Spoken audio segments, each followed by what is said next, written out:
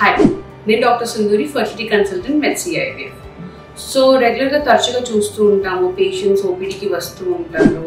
చాలా ఇయర్స్ అవుతుంది pregnancy plan చేస్తూ, మ్యారేజ్ అయ్యి చాలా ప్లేసెస్ తిరిగారు, ఆల్రెడీ చాలా ఖర్చు పెట్టాను మేడం, చాలా ట్రీట్మెంట్స్ తీసుకున్నాము, ఎక్కడ ఏం అవ్వలేదు. సో ఇనిషియల్గా యాక్చువల్గా మీరు ఫర్టిలిటీ కన్సల్టెంట్ని కలవాల్సింది.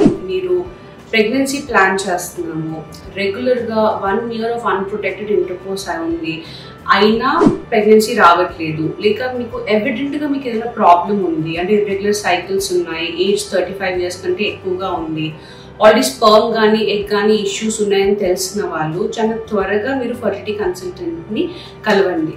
ఎందుకు, మీరు ప్రతి దగ్గర తిరిగేసి లాస్ట్కి ఇర్రివర్సిబుల్ కాజెస్ తోటి వస్తే ట్రీట్మెంట్ ఇంకా ఎక్కువగా ఇబ్బందితో అవుతుంది అన్నమాట.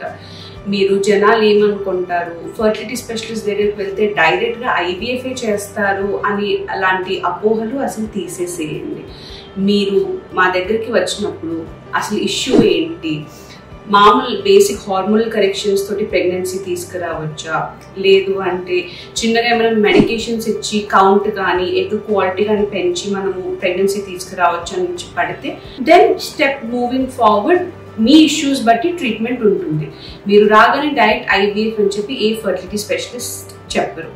సో ఇందువలన మీరు ఇలాంటి ఫర్టిలిటీ ఇష్యూస్ ఏం ఫేస్ చేసినా డైరెక్ట్గా ప్లీజ్ మీ ఫర్టిలిటీ కన్సల్టెంట్ని కలవండి. Thank you.